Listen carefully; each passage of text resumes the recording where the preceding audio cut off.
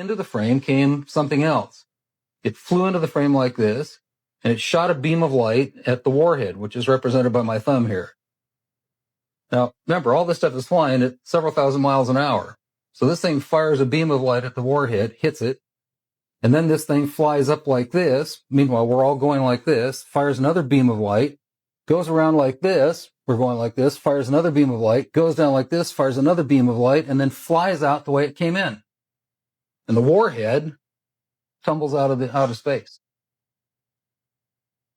Now, I saw that. I don't give a goddamn what anybody else says about it. I saw that on film. Phil Klass can kiss my ass. He wasn't there. I was. Now, when the lights came on, Major Mansman turned around and looked at me and said, "Were you guys screwing around up there?" And I said, "No, sir." And he said, "What was that?" And I said, "It looks to me like we got a UFO." The United States government will neither confirm nor deny the existence of UFOs. But unofficially, a stream of retired military personnel are now coming forward with critical information about unidentified craft they encountered in the line of duty. Among them, Robert Jacobs, a former Air Force cameraman, who believes that there is film out there somewhere that proves that the government knows more than they are willing to tell.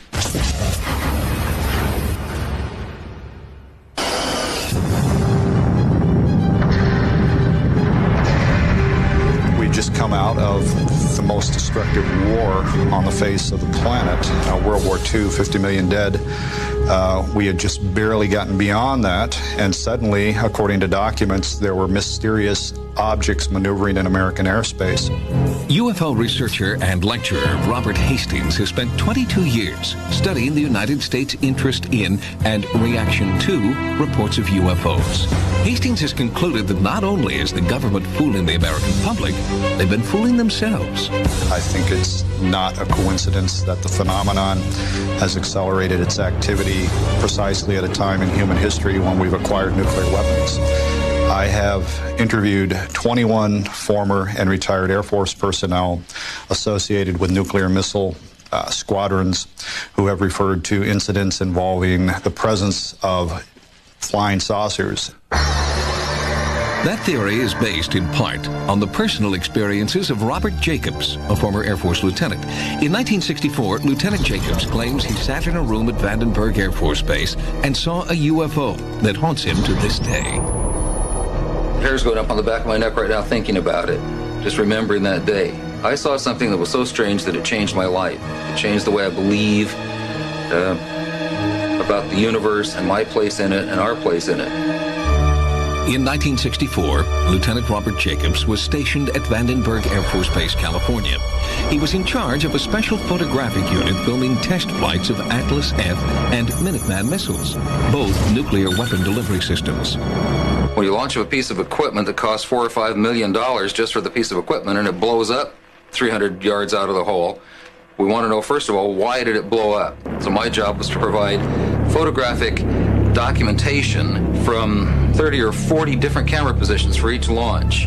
In November of 1964, Jacobs was assigned to film a Vandenberg missile launch using a brand new state-of-the-art telescope developed at Boston University. It was the most powerful lens the Air Force had ever used. The biggest lens we had on our M45s was 180 inches. This telescope had an effective focal length of 1,200 inches, so you can see that it's enormously bigger.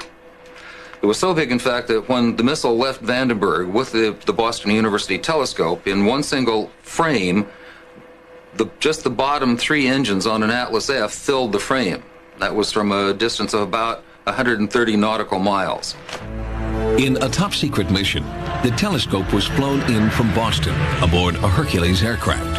This is actual footage shot by Jacobs' unit and only recently rediscovered in his archive. The telescope was so large, it had to be hauled to its site in an 18-wheel big rig. Jacobs' crew assisted the telescope's inventor, Walter Manning, with the installation of the lens. The camera was perched on a bluff in Big Sur, 130 miles from the launch site. We locked onto the missile and we saw all 3 stages of powered flight. Through our binoculars, we could see that happen. It was a test of a top-secret anti-missile missile, one designed to confuse enemy missiles and then go on to hit its target. The camera was programmed to follow the missile automatically and run for 6 minutes, long past the point where the missile was visible. Now, what we didn't know is what else we had got besides the missile. After the film was developed, project director Major Florenz Mansman called Jacobs into his office, and Major Mansman was not alone. There were 2 guys in gray suits in there, civilian clothes. They were not in the Air Force. They were from somewhere else. They never identified themselves.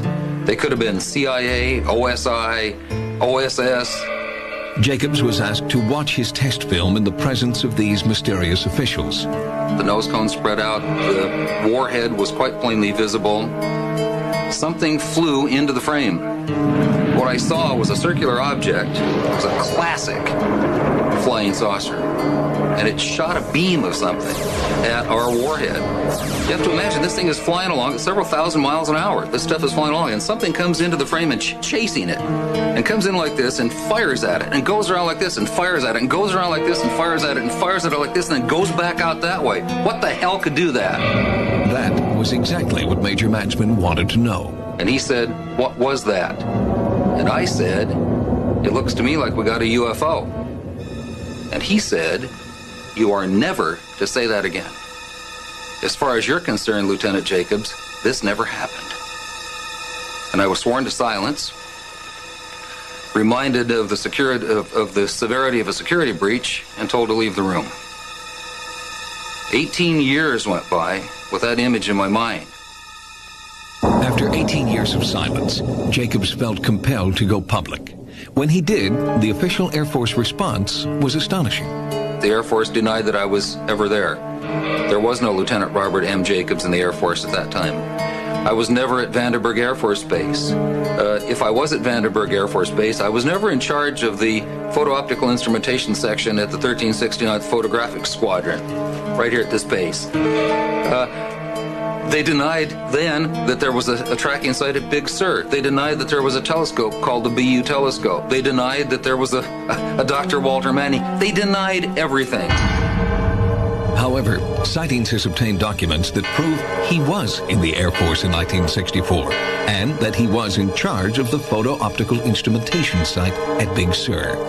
In a letter to Sightings, Florenz Mansman, Lieutenant Jacobs' direct superior and the man present when the infamous UFO footage was screened, says, quote, "I am writing to confirm Dr. Jacobs' account as he had described it." But by far, the most compelling evidence is this film, which proves the existence of an event the Air Force continues to deny. The Air Force is probably not going to like this film, but there's nothing they can do about it. It exists. It documents the telescope, the people who were there, including me. And if there are any ramifications about it, I guess I just don't care anymore.